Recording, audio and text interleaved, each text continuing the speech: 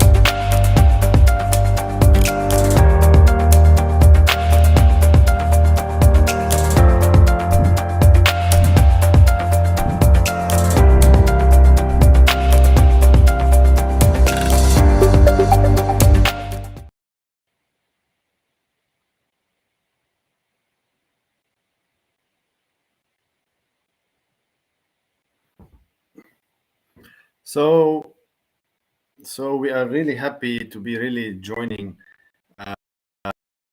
There's a lot of happening in the crazy world of crypto. So we'll be back in less than 1 minute, and then we will proceed with our scheduled content.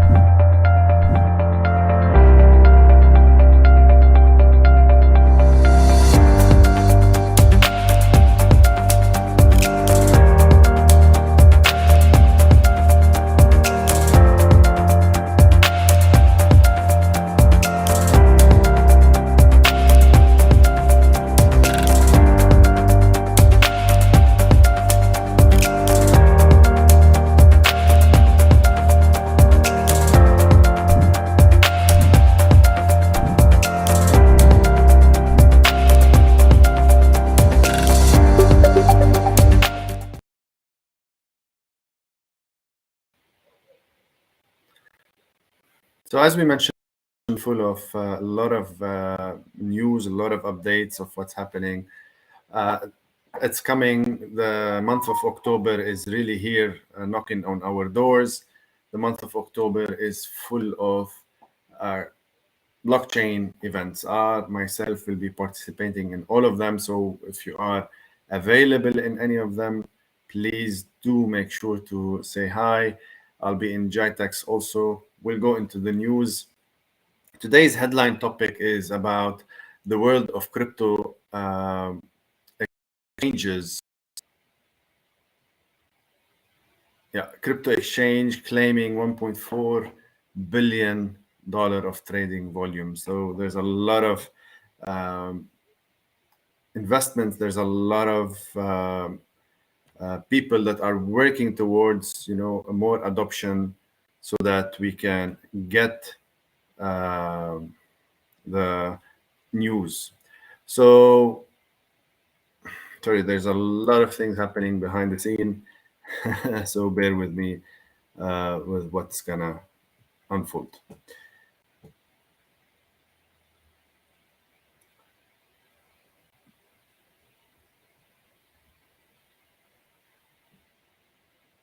Yeah, sorry for that.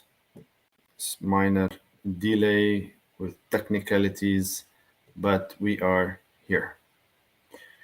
So as usual, we are always talking about fraud, what's happening in the world of fraud.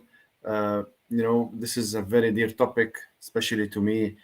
Make sure that you don't fall in the fraud business or you get your identity being fraudulized and used against you. Also, there's a lot of projects and phishing with different emails trying to target you. Was it on Twitter even?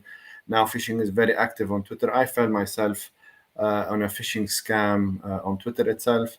So be careful of what you do and then how you get approached. I was approached by someone which I know on LinkedIn, and then all of a sudden he sends me a link, and that link he wants me to invest with him. So we know what will happen with those investments actually.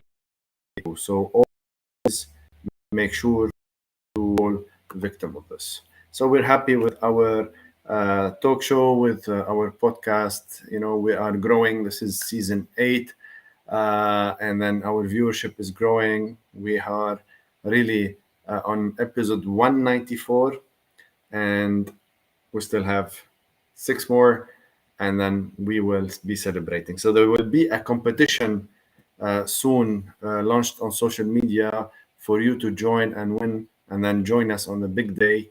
We're gonna see when is the big day exactly soon. We're planning all of this as we speak. So don't forget the events that we mentioned. There's the Future Banking Summit, the Future Cities, and the Cybersecurity Innovation, which is happening tomorrow.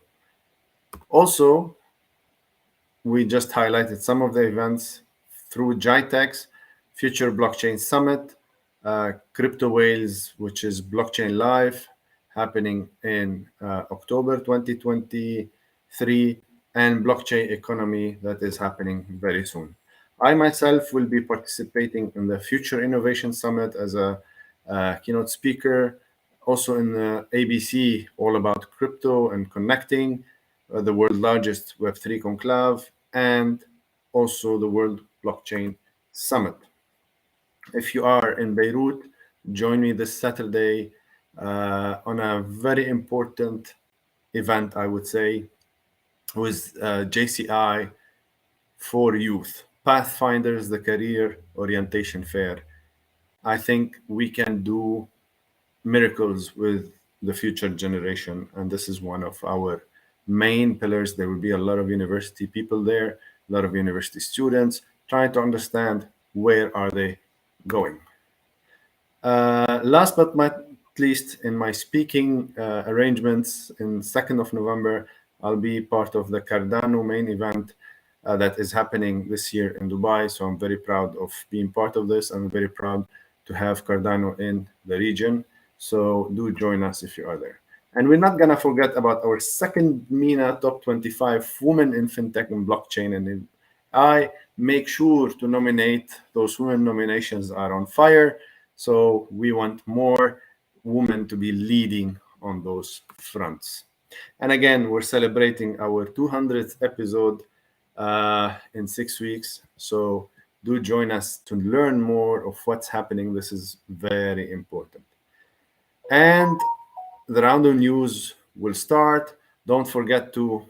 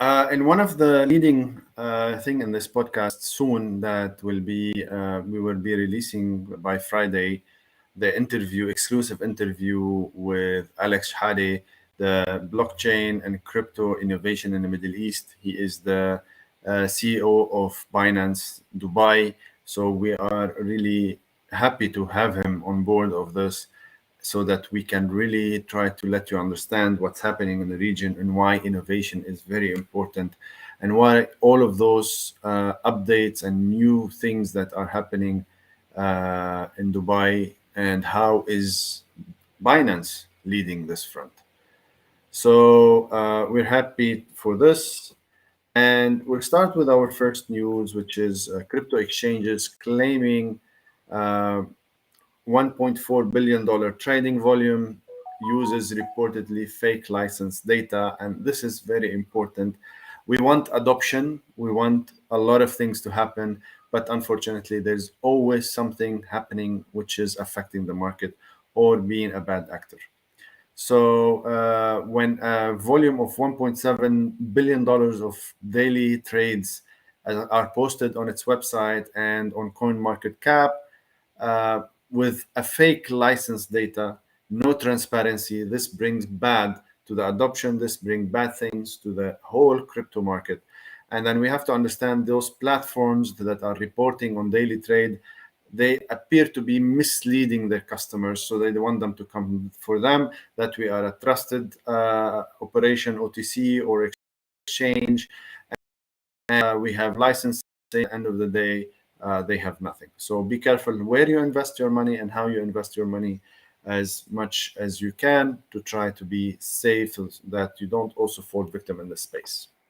Now, I think one of the major news for myself is the MoneyGram, which is, I think, one of the good news that we need in this space because MoneyGram is really adopting and then trying to push a non-custodial wallet to really bridge the world of crypto fiat currencies with USD stablecoin trading, something that you can somehow trust, something that you are able to know, you can relate to, and then you can transact directly from your non-custodial wallet with MoneyGram to fiat or vice versa, or you can send now remittances, which is, I think, they are trying to solve the biggest problem today because sometimes it's not only about fiat, it's about the access to the network, the transportation, and so many other things.